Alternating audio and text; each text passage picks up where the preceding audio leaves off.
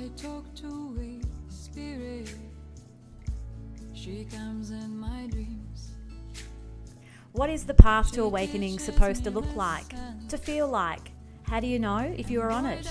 We ask these very sacred and sometimes vulnerable questions to many different women from all walks of life. A conversation that needs to be shared and heard. I'm Jo Hendy. I'm Amanda Parker. And welcome to the Girl Awakening podcast.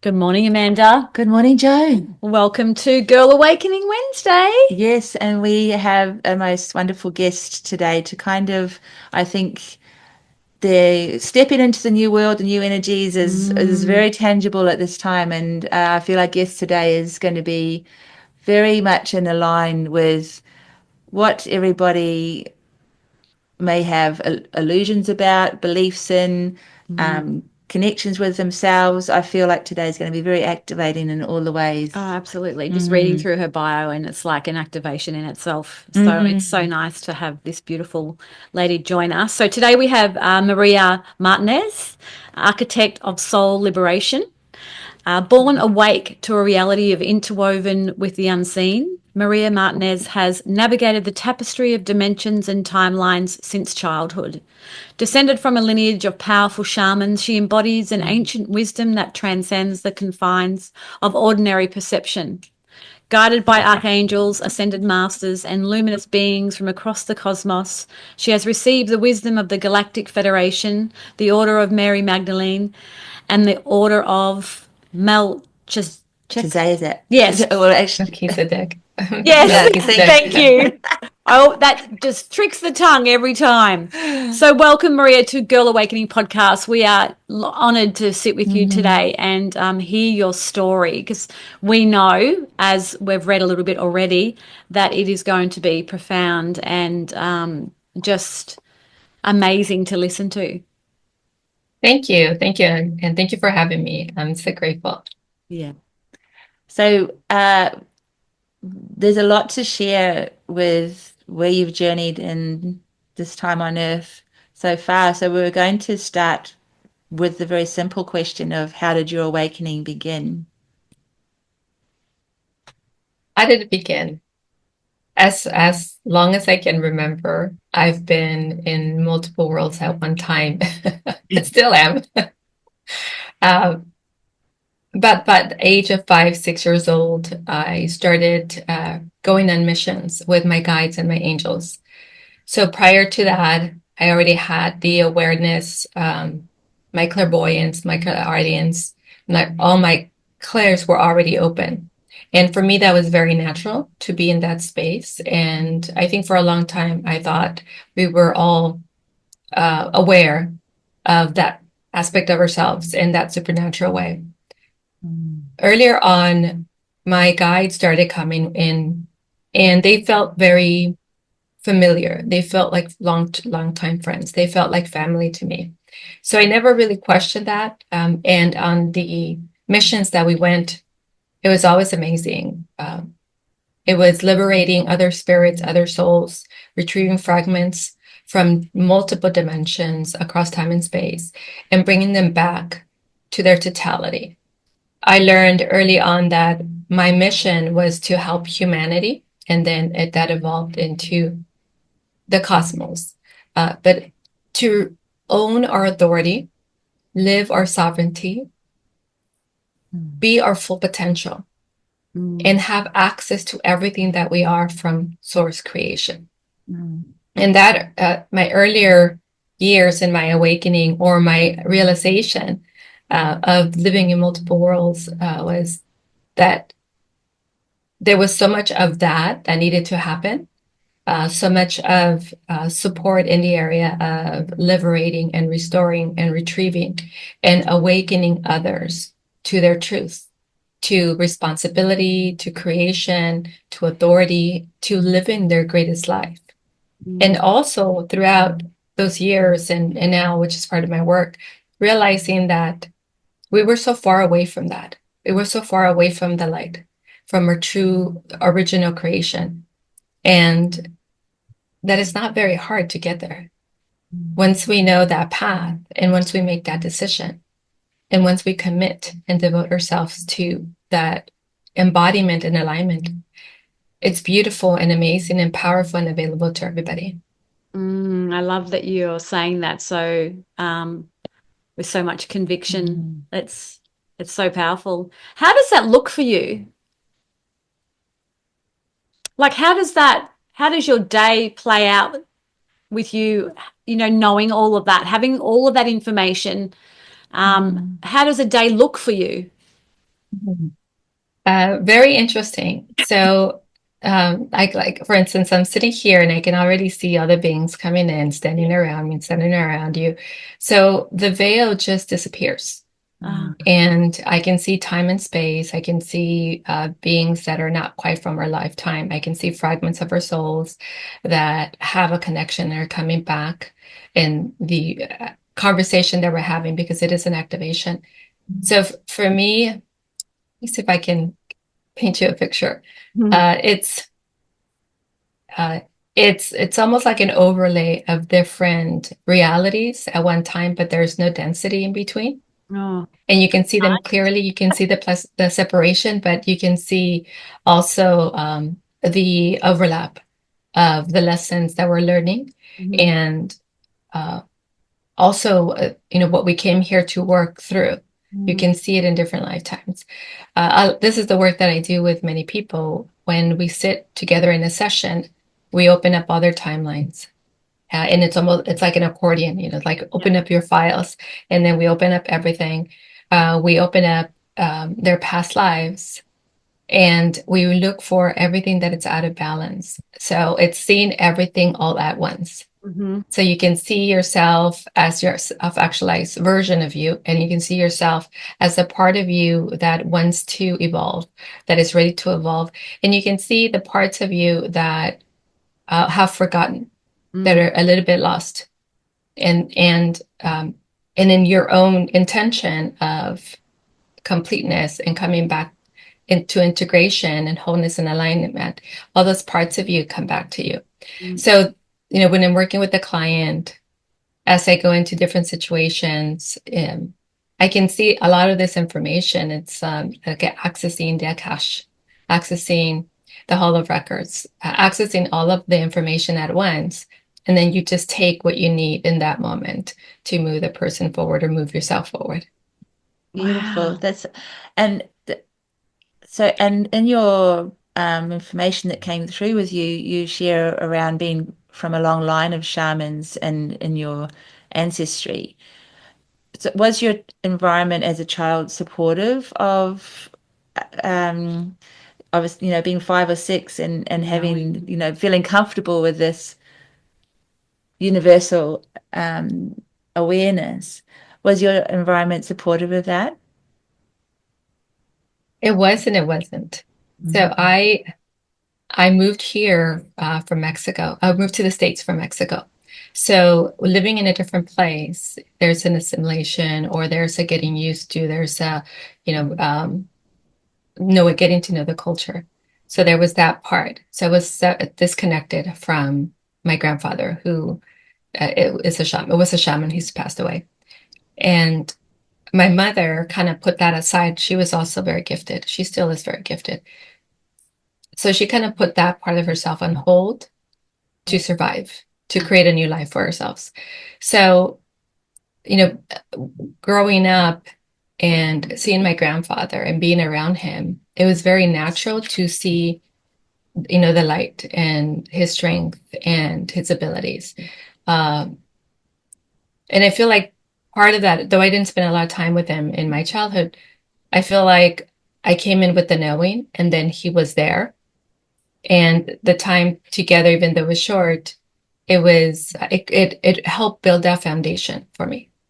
And then we moved away, and there was a behind the scenes, this is who you are, but when you get out into the world, then this is who you are. Yeah.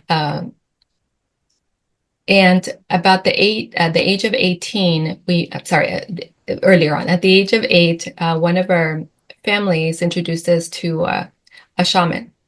And when she saw me, she told my mom that I was very gifted, that I was already doing a lot of work in the astral plane, which was, she was describing my missions that I was doing already, and that I consciously didn't know or remember everything.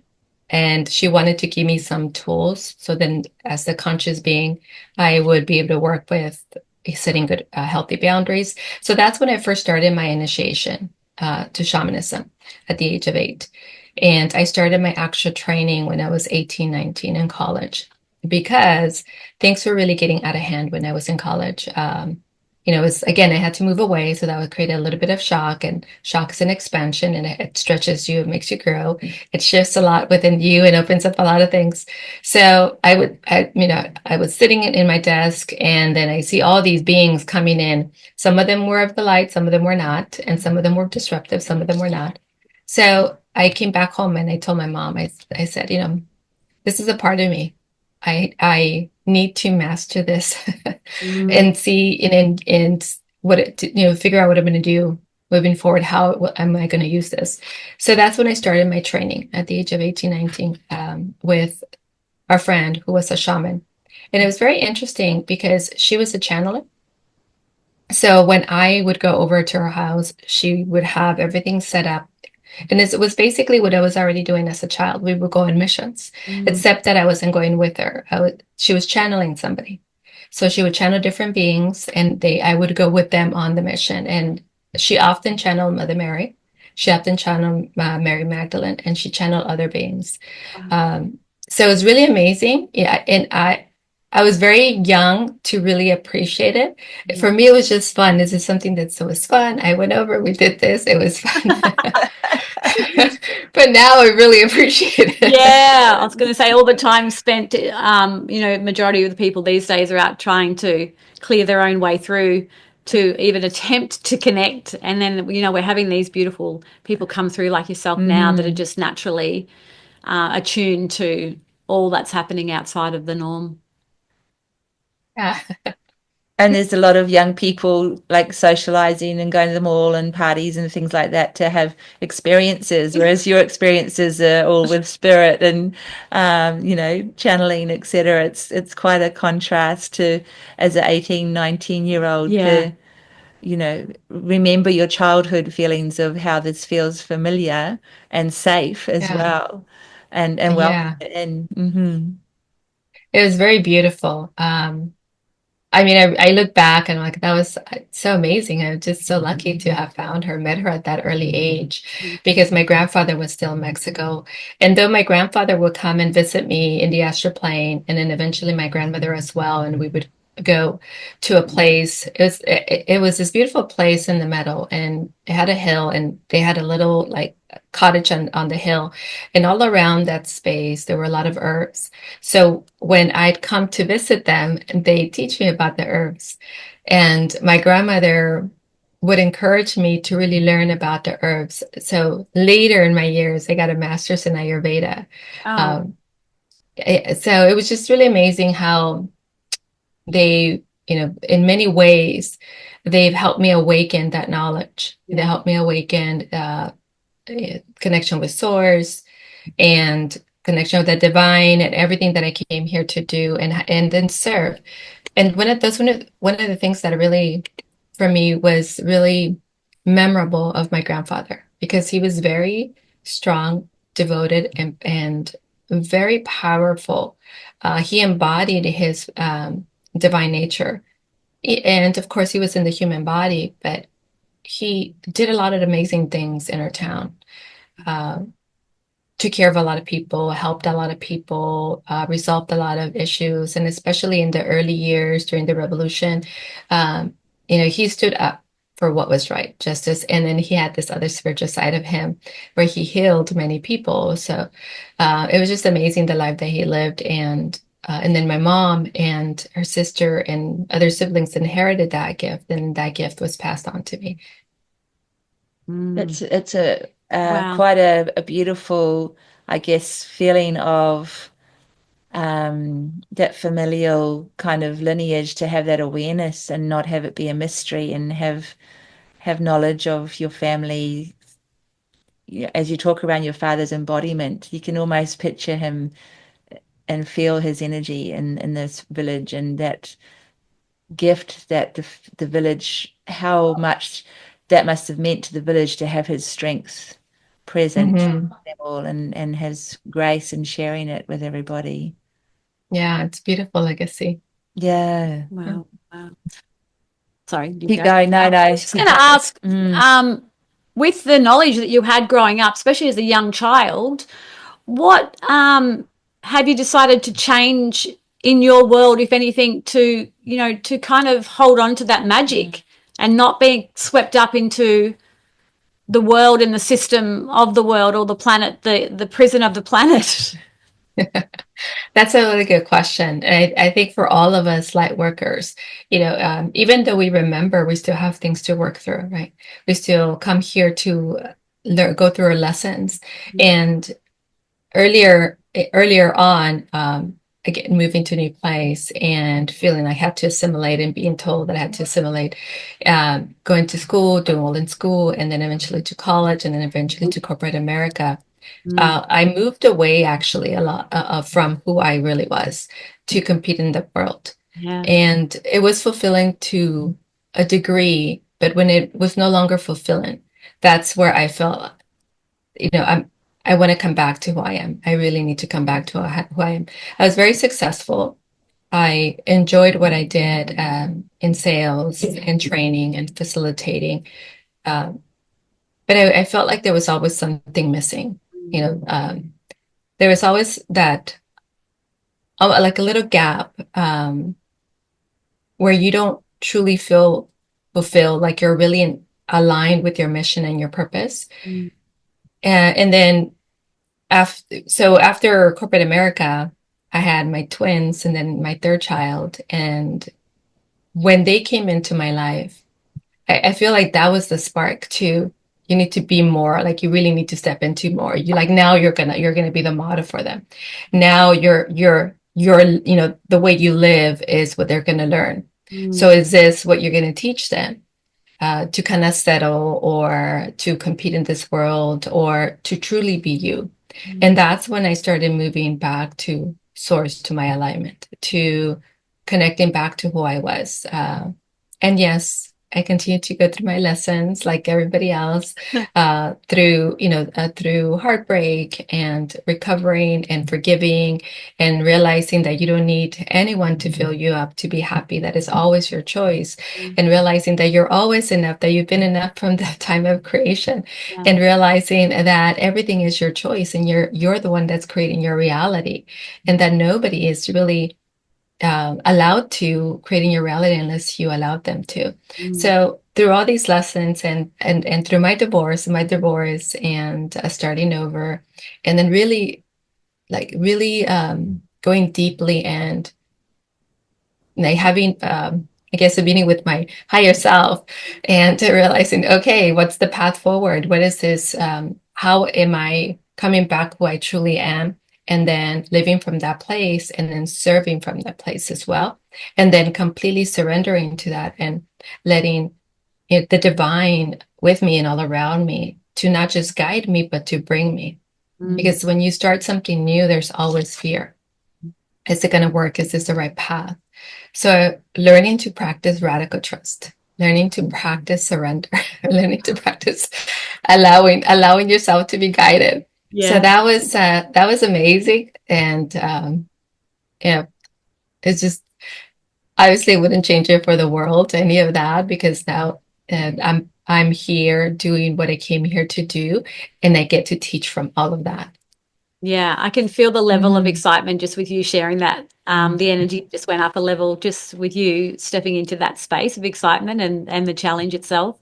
We know that with the podcast, we've spoken to hundreds of women who have said very similar things to yourself around going off track. Either their body will let them know, either through a disease or a sickness or an illness, or they'll get a quite a big bang or a whack from the universe to say, hey, you're on the wrong track. So just listening to you share that, then it's like, yeah, the universe is so magical in the way that it can steer us back.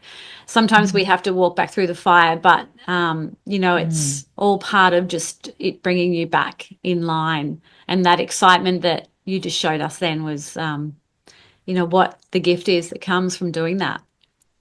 Yeah, and I tell my clients, the universe is not trying to take you out. The universe is trying to help you move to that next level of you. From that perspective of what we currently know, it may appear that way, but in actuality, if you look at it as an opportunity, it is truly an opportunity. It's a breakthrough waiting to happen. Yeah. And to your point, I went through everything, through financial loss, through divorce, all of it. And again, I just kept leaning forward, and trusting everything to come through. And yes, the universe gave me indications of this is not the right path. Things would get delayed. So it was, I look back and I say how wonderful it was to know and have that relationship with the universe and to speak from that and teach from that place. And then to see it when it's happening around me and with my clients, when they're sharing their situation, and I can see it. Okay, that seems very familiar. I remember that. And yes, don't worry, it's going to be okay. Yeah, no, absolutely. Your words, radical trust, just create such a reverberation through your being when you said that, and when you repeat it to yourself. There's such a true energy in those two words that are both affirming and exhilarating at the same time. Yeah. Radical trust, radical surrender, leaning forward, letting go. Absolutely. And also just with you can have all of this help out here, like that you do have, then you've had since you were a very young girl. But it doesn't necessarily mean that that's going to be, you're going to have the most wonderful path on this planet going forward. It's like, it doesn't matter how much we kind of know. It's like, how much are we willing, that responsibility, the radical responsibility, how much are we willing to, step into on this planet and be able to utilize it all? Because it's, it's a tricky situation. Can be a distraction as well. Do you feel, Maria, to not engage? Yeah. Absolutely, because it feels so wonderful not to be here, right? Yeah. So it's part of my mission too. It's bridging, right? It's bridging. It's being able to access everything, but bringing it in here to the 3D and actualizing it around in your life. And yes, it's so wonderful to be with the divine and surrounded by beautiful beings and receiving downloads. But then what are you going to do with that? Yeah. How are you going to live your life? How are you going to be of service with everything that you're receiving and everything that you're upgrading within yourself? Because truly that's what we're here, right? To be a beacon, or to be the light, or to be truth, or to simply be. But we need to bring it and anchor it into the 3D. So bridging it is so important. And especially when things are challenging is when we try to run away, or when things are not working out for us. It feels so much better to be there. But we are here. Yeah. And many times we have responsibilities here. So we want to be who we're meant to be for everything that we're here for, whether it's our family or children or the people that we're serving, or Mother Earth.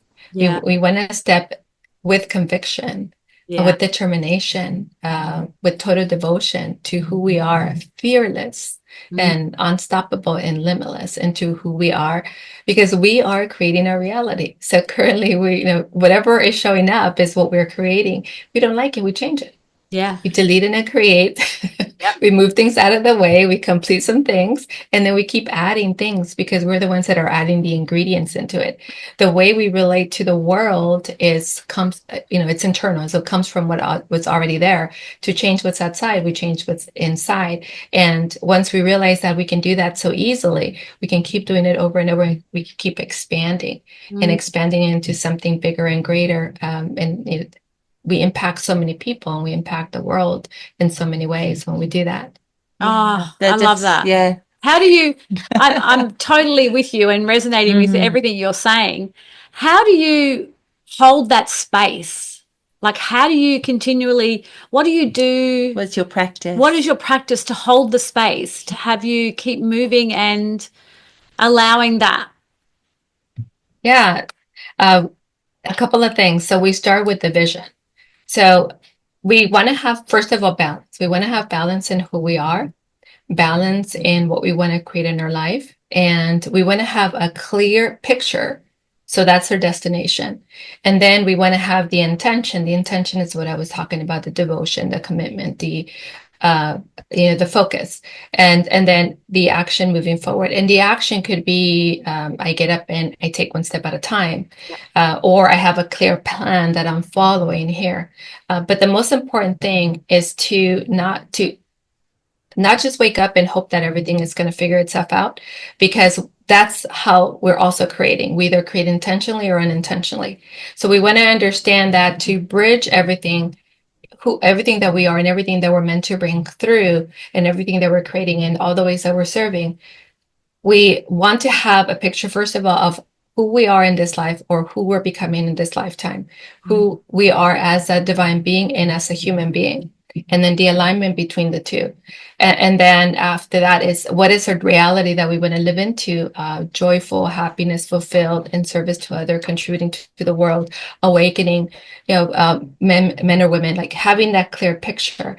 And then the how. Is, are we talking to individuals, or am I doing meditation? So again, how we're serving, how we're taking those steps forward, and doing it every single day. So having a routine that allows us to be first physically, emotionally ready, spiritually and energetically ready for our day. And then as we prepare for our day, living that new identity that we're becoming. So the clear vision, the who we're becoming, which is the new identity that we're adopting in that alignment of the divine and the divine human. And then the action forward, which is the steps. Part of the steps are the practices that we have within our own self-awareness, either mindfulness, meditation, taking care of our body, journaling, affirmations, whatever that is, that gets us enthusiastic about life, gets us inspired about life, gets us motivated about life, brings joy into our life, allows us to feel just on fire. Getting like, that is that thing that gets you up in the morning. Like you wake up and you're ready to go because you're up to something. That even if you don't have a client waiting for you or somebody that you're serving at that moment, you have this inspiration, this desire to get up and be. Yeah. Be the greatest version of you. Oh, I love that. Yeah, I get this in that embodiment process, just this vision of decluttering and taking on a whole new level of meaning to make that space of simply being and be able to create those pathways that you just shared. Yeah, that I feel like the beingness is the biggest part of creation. When we talk about manifestation, there's a formula, right? Because there's the first knowing what you want to create. Yeah. So you create your intention around that. And then there's everything that's kept you from that. So that's the clearing that needs to happen there. And then the alchemy. So if you have any contracts, if you have any agreements, then it's that. And then it's your emotional alignment, your self-worth, your worthiness, your deservingness. Are you able to hold and sustain that? And then is your commitment to having it. So that's the mental, right? The pushing yourself forward, like saying, I'm not going to tolerate anything less than this. So the different parts of you that come together to create that new reality, to manifest that new you, and that alignment within yourself that knows exactly who you are and what you deserve. So that is that knowing within you. And that knowing is, you're an infinite being of light. So you keep embodying the next level of you, and then the next level of you, and the next level of you. When you have those steps, or when you realize, manifestation is easy, or creating a new reality is easy, these are the steps, and I just continue, because it becomes very naturally to do them when you're in that state of ascension, or when you're in the state of evolution, when you're in your state of being the best version of you. It's the being that keeps you moving forward in that alchemy, that transformation, that, stepping into the next level of service and contribution to others. This is so powerful what you're So talking powerful. about. So I understand the beingness. I see that, and I hear what you're saying. I'm just speaking for myself. I've been noticing these nuances of like almost like human patterns that have been being shown to me that have stopped me from moving into the areas that I want to move into. So is that part of the energy clearing work that you're saying that you do as well, where you go in and you clear out these? It feels almost like a veil of something I've been looking through. I mean, even around money, I mean, I know you work a lot around abundance, and I know a lot of the people on the planet have a lot of stuff, and I believe that's another system in itself. But the area of abundance and the patterns or beliefs that we have around money that sit so quietly, that we don't even know half the time that they're sitting there. So to set an intention, there seems to be a block there. I hope you're getting what I'm saying here. Yeah, it's absolutely. It's very subtle, but there's patterns and beliefs that sit like just as thin layers over us that we're unaware. So we have a vision and an intention, and we have all these things there, but we can't get to them. Or are they based on the beingness, or are they based on the? Well, I don't think. Yeah, I don't. What's the multidimensional body? Yeah. So when we work with really anything that we're creating, we want to remember that we're not just one part, right? We have the physical part, we have the mental, the emotional, the energetic, we have the soul and the spirit, because I see them separately. We have the light body. So when we do work, whether it's clearing something to manifest something, or to create a new reality, or to heal, we go through all these layers of, first of all, where is it in which body, then what is it in each body, and they are so intertwined that the emotional stuff could be in the spirit, the mental could be in the soul. So we want to kind of unravel and kind of bring everything up to the surface, and then we want to organize it back, and then we want to clear it or calibrate it. To your question about understanding, yes, we can have the intention, but it's not just the intention. Intention only gets us so far. Intention is the mental body. And then the worthiness and deservingness, that's the emotional body. And then the soul and spirit and energetic body, that's the alchemy and the clearing that we do.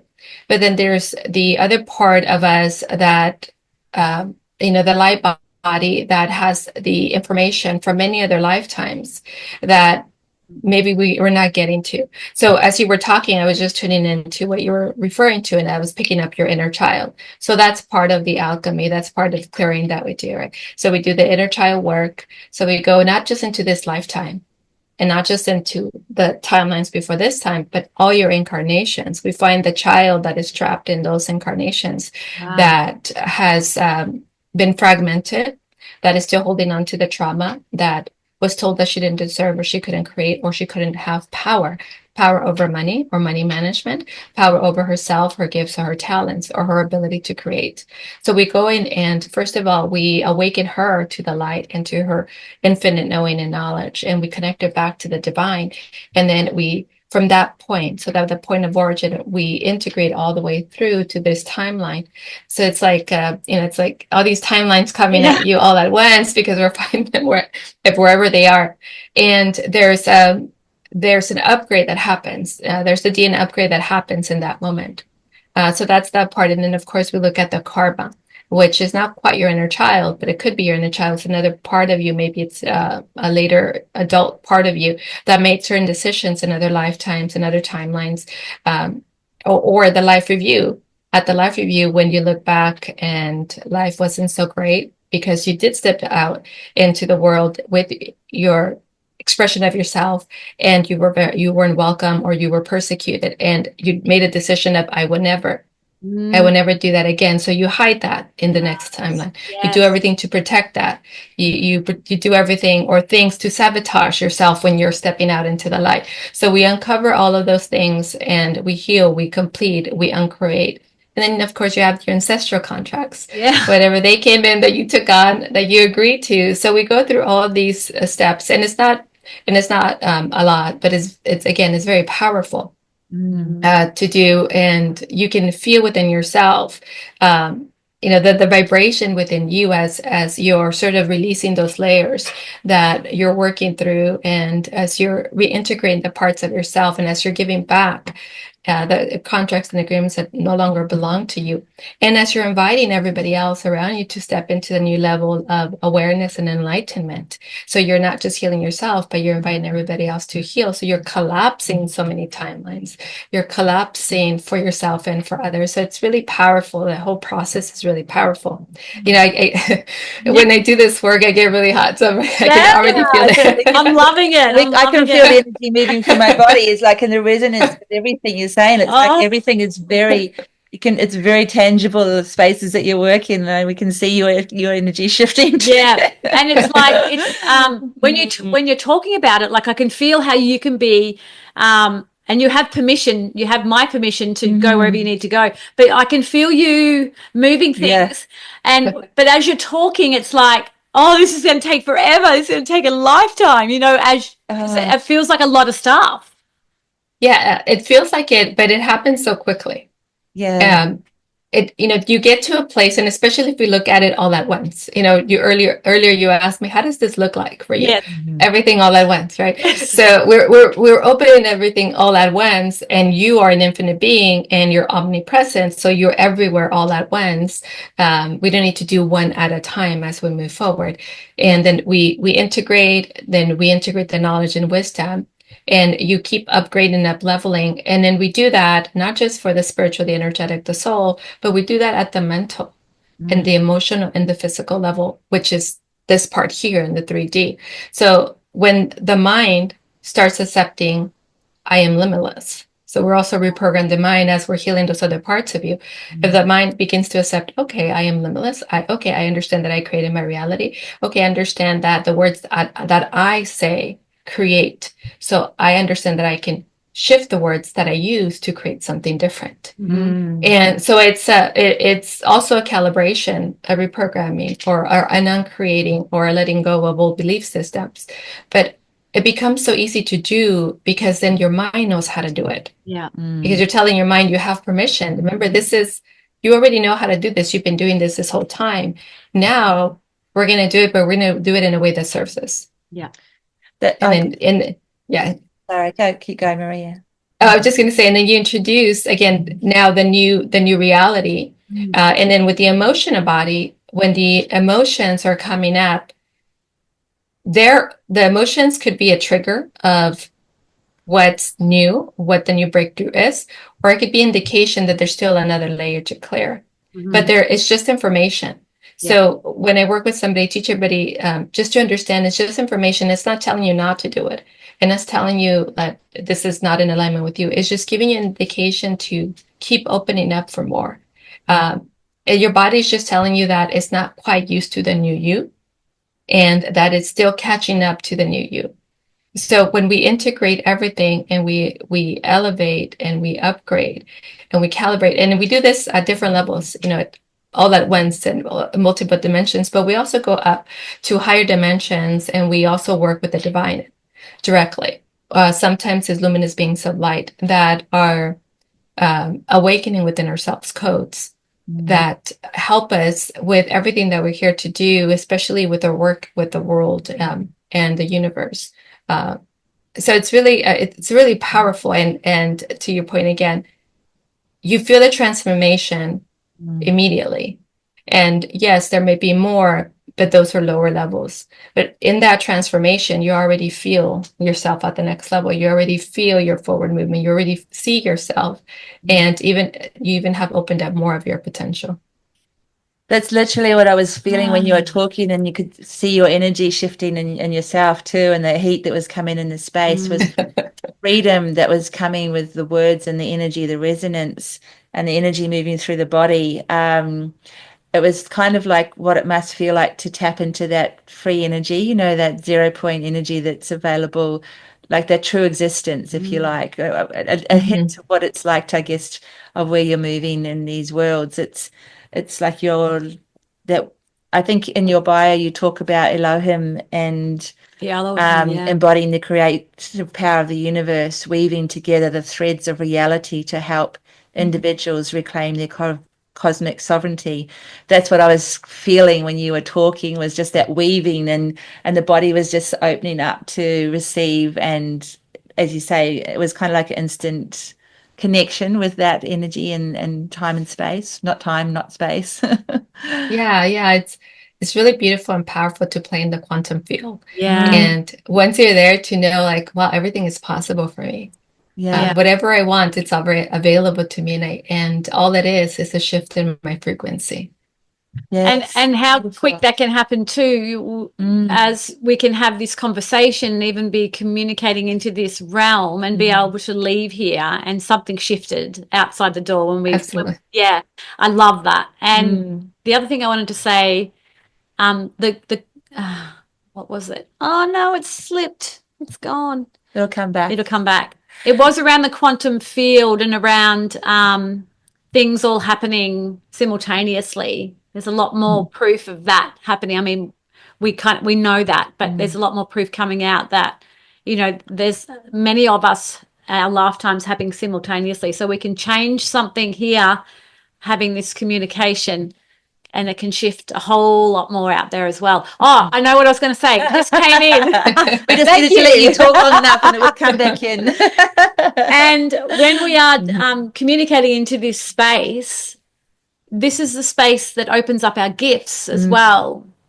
Is that right?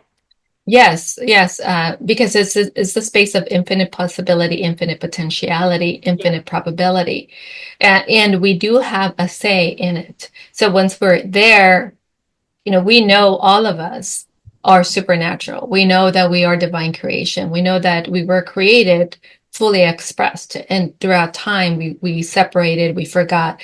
So when we're in this space, we can easily come back to that connection, to that awakening, like integrate that part of ourselves, because it is already there. It doesn't need to be found, or it doesn't need to be earned or anything of the sort. It's already there. Yeah. And a lot of times when I work with somebody, they'll say, oh, I don't see anything, or I don't feel anything. And then we're talking and I'm asking them, well, what's coming up for you? What are you feeling? What are you seeing? And they start telling me all these images of things that I'm also seeing, and I just kind of stay back, and they're like, "Oh yeah, that's right. I can see now. I can feel now." Beautiful. Yeah. Cool. Oh, I love this. Can I ask, with where we touched on briefly before with the abundance, money, wealth, prosperity, because I just love the wholeness of how you're working with people in service and the bridging, and I see that there's a lot of discussion over time around money and prosperity and wealth, and where we're sitting at the moment, and what you're bringing to light for us all in this conversation. Where is the money abundance? I mean, obviously that's a block in one of those energy fields, the soul, the spirit, the light body, the mind. But where you're talking about it in this space, it's a part of the holistic activation of the being, isn't it? As opposed to let's make you wealthy kind of thing. Is that Right. So abundance is who we are, right? Because creation is an infinite abundant source. So we are creation itself. We're the extension, the reflection, everything that creation is, we are. So we are naturally already abundant. But a lot of times it has to do with the perspective we have about abundance, the perspective we have about wealth, and then everything else that we learned about it. We have to earn it, or we have to create it, or you have to have a degree, or you have to work so hard, or only certain people. So all the belief systems that create the energy blockages to having. So when I'm working with somebody to create more, I look at their set points. I look at their relationship with money, wealth, abundance, and prosperity, and I separate them because sometimes they have a different perspective. And I also look at their ability to attract, their ability to receive it, so they can attract it, but that they can actually, does it actually come in? And then can they actually hold it? And then for how long? Can they hold it for a little bit and then an emergency comes up and then that money goes out? Can they build it? Can they grow it to create legacy wealth, generational wealth, to create true wealth? The abundance and prosperity, everything is a frequency and a source frequency, but we've given it sort of a designation or an intention. We are source frequency, therefore, everything is available to us. Everything is us. We are abundance itself. When we begin to align with that, and we move away from whether I'm worthy or not worthy, and we accept that we are, then we're elevating our vibration. We're tuning our frequency to abundance. And abundance is whatever we decide, right? That's why I ask, what is your idea of abundance? What is your idea of wealth? Because we all have a different idea. When we begin to move into that space, we realize that it's a natural flow of our energy. We realize that it comes from within us, that we're actually the source of it because we are source. We're the expression of source. And we also realize that there's more than enough for everybody. So when we live that in that state of consciousness of there's more than enough for everybody, and we're actually the source, when we decide we want to create something and we align with that, and it's good for us and good for everybody, good for humanity, the universe will orchestrate that coming to us in a very easy, beautiful, and powerful way.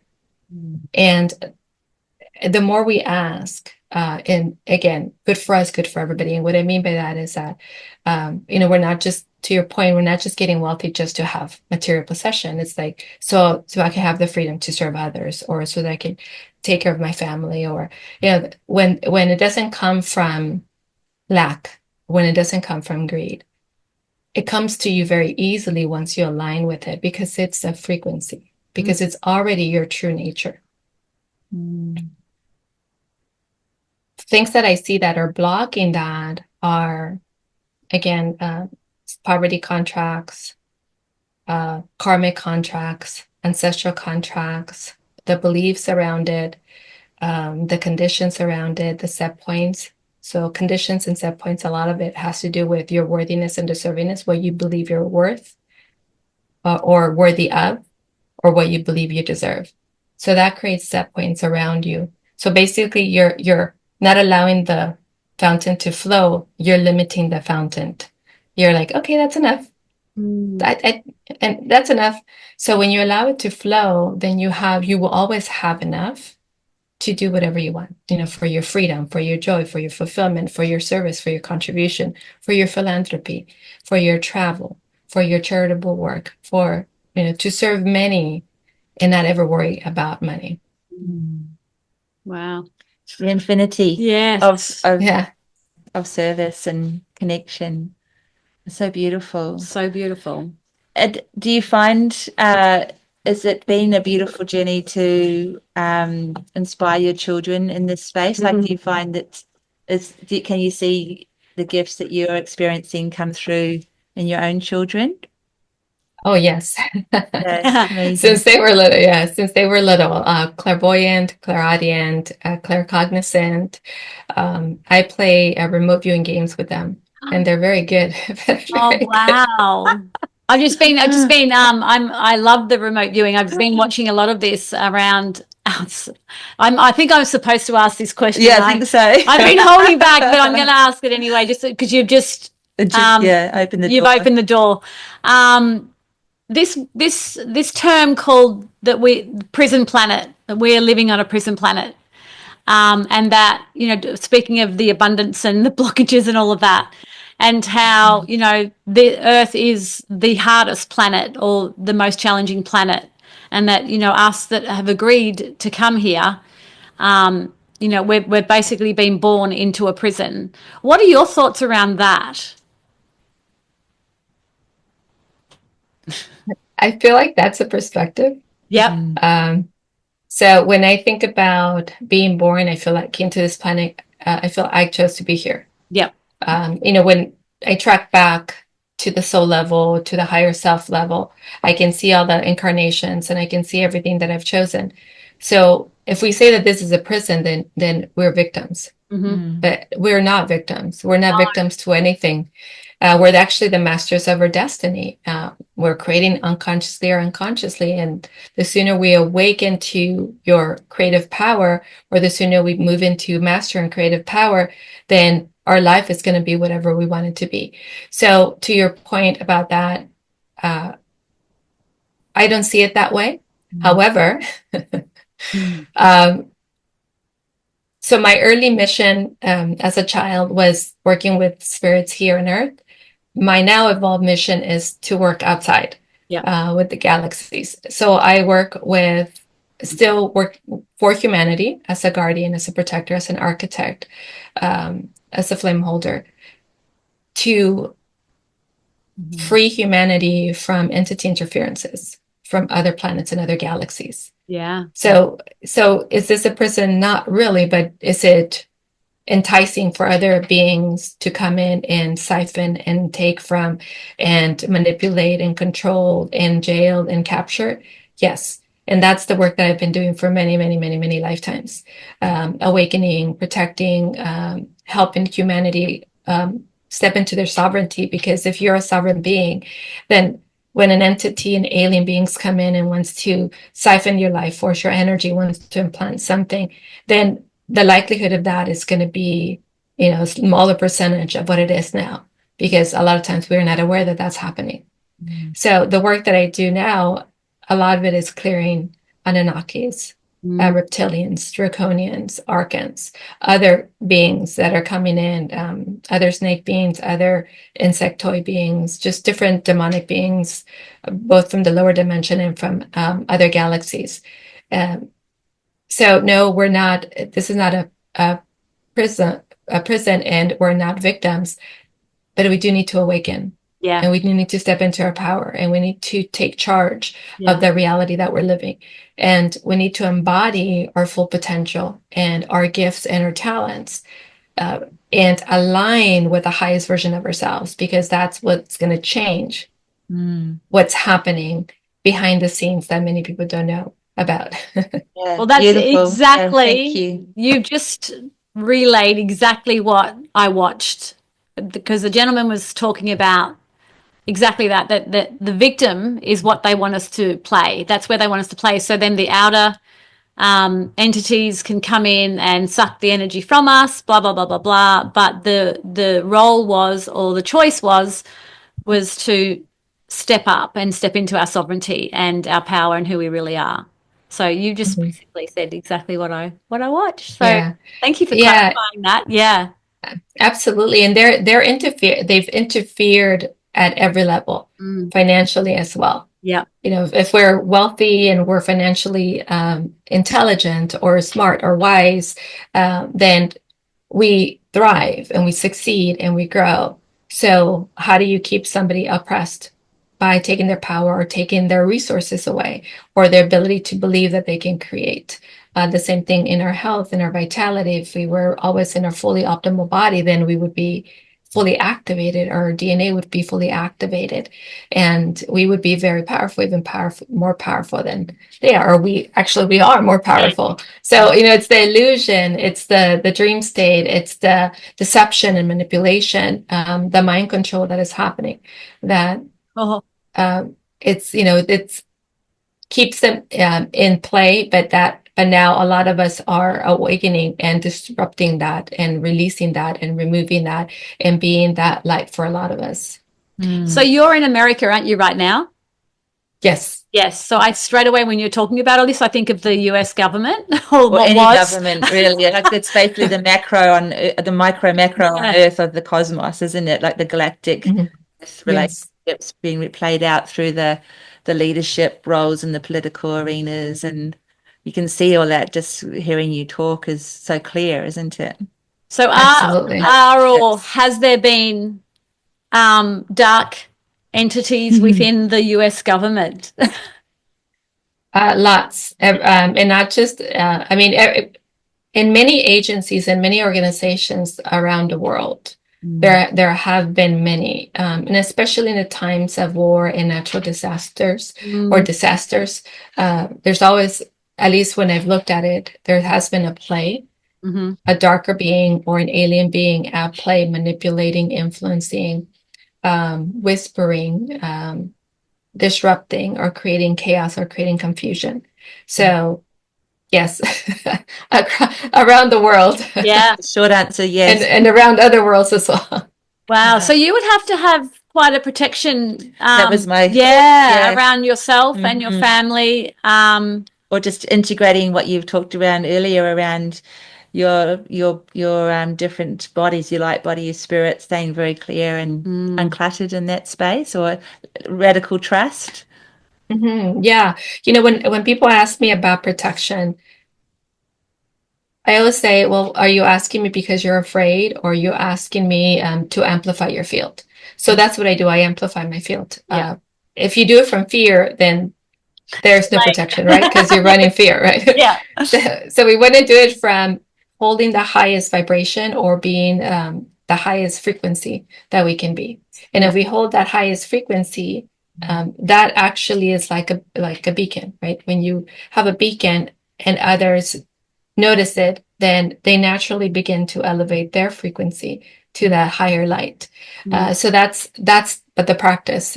Instead of feeling, oh, I need protection, instead of having rituals around protection, it's just holding the highest frequency of light. And I teach this to my kids, and actually I meditate with them every day.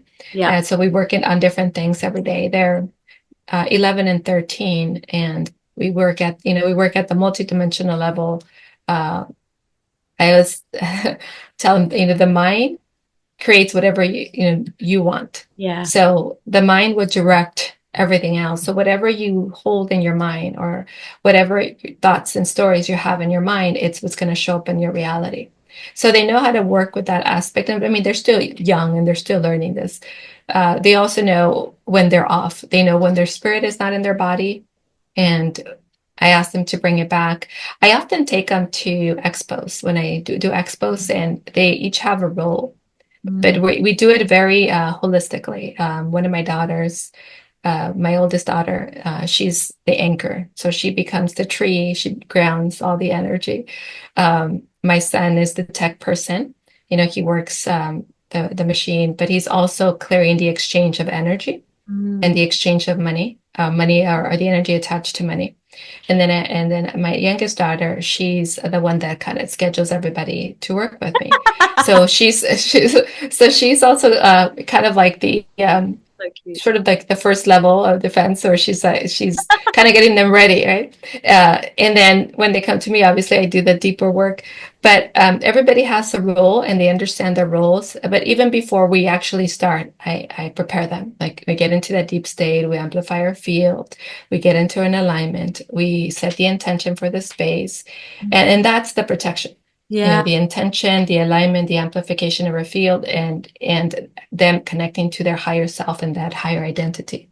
No, I can feel That's the power magic. in that too. You're like not just saying to your child, okay, your job today is, it's like, okay, we're going to amplify your gifts and we're going to utilize them today so we can all, work in coherence. Oh, it's and just so everyone beautiful. be a part of the work moving object. Yeah, and everybody around us feels it. That they'll feel everybody else's energy, and it together and independent of each other. And it's very beautiful and powerful to see that the space that we hold is very loving and very compassionate, but it's also very it's very powerful and intentional, so that when people come in, they're coming in, but they're letting go of the story, and then they can move to the next level. Oh, I love that. What I feel too, hearing you say that, like, my the children grew up in my business thing too, and Joe's a grandmother. Like, children are the magic of children is in your life it's a beautiful gift. But what I feel too is having your children and all working in unity like that, it's almost a little bit disarming for the people who are attracted to you to come and work with you, being drawn towards you, and having that process of all your children involved in the steps towards you and doing the deeper work It's like they're laying down, as you say, letting go of their stories, even as they're walking through each child. It's like Yeah. it's totally like unprepared for this child. Yeah, they're ready. They're ready. When they come to me, they're ready. Yeah, it's amazing. It's amazing. And it's really interesting because as we're talking, I remember the last event we were at, and there was a person that he was very stoic at the beginning, and then as we started working together, his whole emotions that came to the surface. And my son came over. He asked my son if he could get him some tissue, so they went and get him some tissue. And my son kept holding the space for him, just very calm, and my daughters as well. And we got a beautiful, beautiful follow-up from him saying how safe he felt being in that space. That was the first time he had ever gone so deep and allow his emotions to come, to the surface in that way. So he was so gracious about it and felt very honored to be. He was really talking about my kids and had the space that they held for him. So that was amazing. It was amazing for me to hear. So beautiful. But I feel like the lesson in this is that when we remember and when we practice and when we hold that space and when we know that it's possible, when we know that we're free and sovereign, that we can be in any space and we can hold space for anyone to feel safe and to heal, to naturally heal, because we are just facilitating, right? They come, we create the space and we're facilitating. But in reality, people come in and they heal themselves. It's that readiness, it's that willingness, it's that desire. We're just kind of guiding them through that process.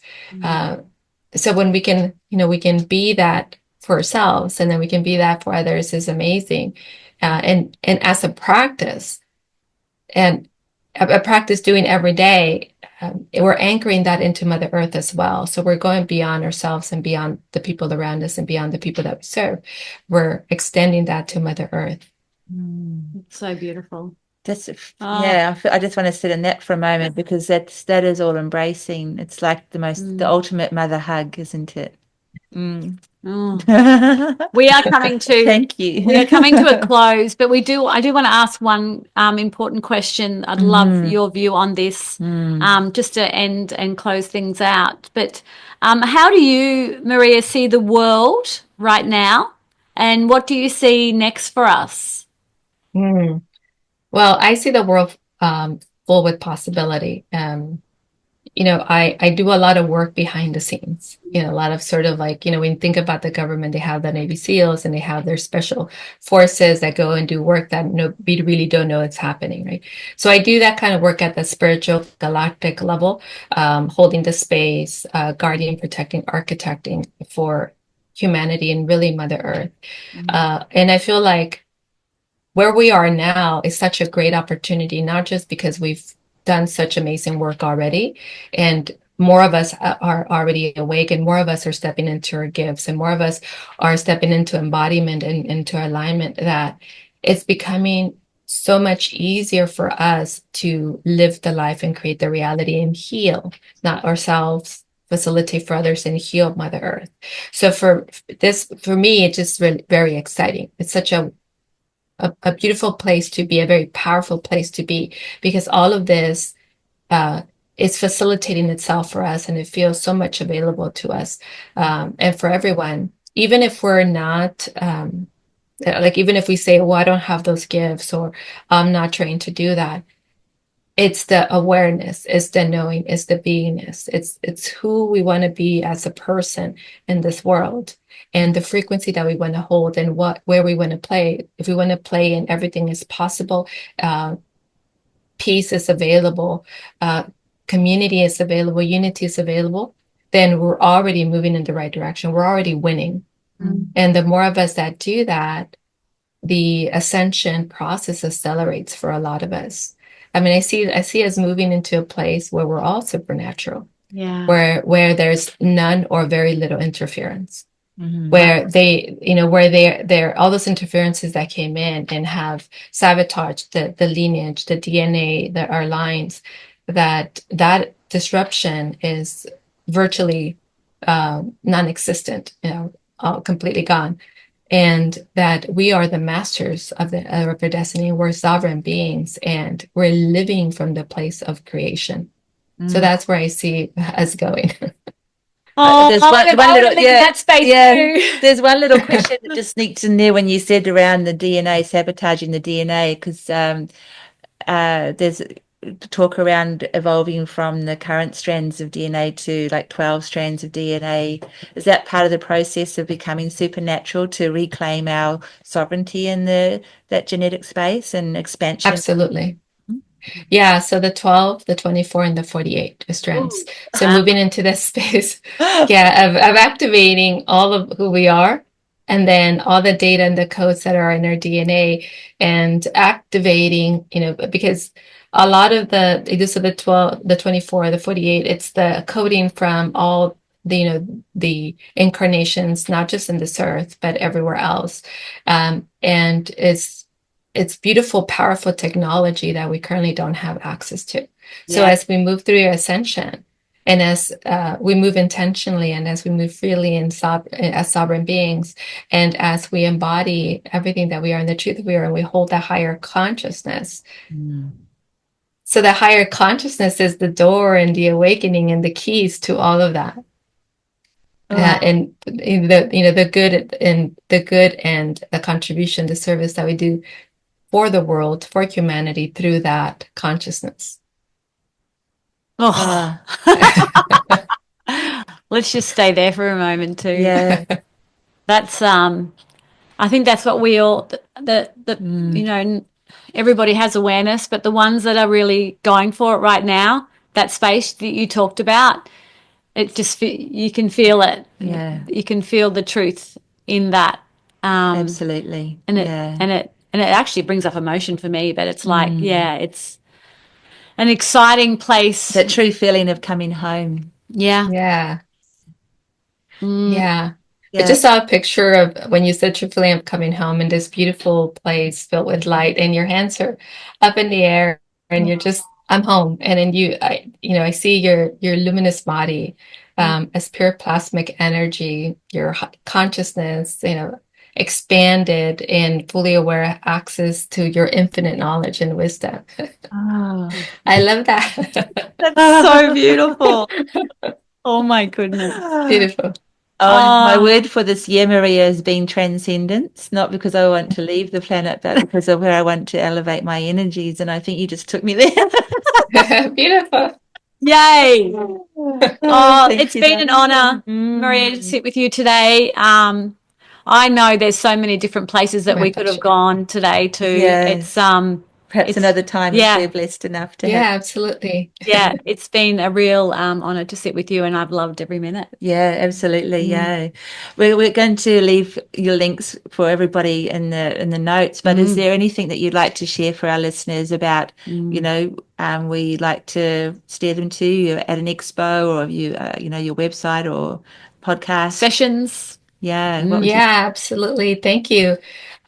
My website, evolve360.online and 360prosperity.com. My programs are there: Evolve, Health, Divine Body Code, Wealth, Consciousness Experiment. Those are the three programs. I also have a retreat coming up in Texas, so Houston, Texas. And it's the activating and awakening the universal light within you, activating the womb, healing the womb, but bringing in the universal essence of who you are, the mastery and the codes. So it's the awakening the codes within you as a divine feminine. And then right after that, I have Quantum Prosperity. It's an emergent class where we're going into exactly what we're talking about, wealth, in the multidimensions of wealth, and unlocking the knowing in that wealth consciousness, and activating the frequencies of wealth, abundance, and prosperity. So that's what's coming up. But I also offer discovery calls and one-on-one sessions. If anybody's interested in learning more about themselves, what the direction could be, the discovery call would be the best place to go. Or if they're ready to work with me, one-on-one session, and they can book it on my website. Yay! Yeah, thank Oh my you. goodness, that's you, thank so you. much Yes. offerings. Yeah, that's wonderful. Thank you so much for today. We've Thank you loved both. I appreciate you. Much love. Mm. Same here. Thank you so much. It was an honor, my pleasure. I the spirit. She comes in my dreams. Thank you for listening to our Girl Awakening podcast. We are also on YouTube as Girl Awakening. We'd love to see you there with comments on how our guests resonated with you or your own awakening. Please share the love with a like and subscribe while you're there. A blissful thank you to Ksenia Luki, the amazing artist behind our theme song. We will see you next week. Bye. Bye.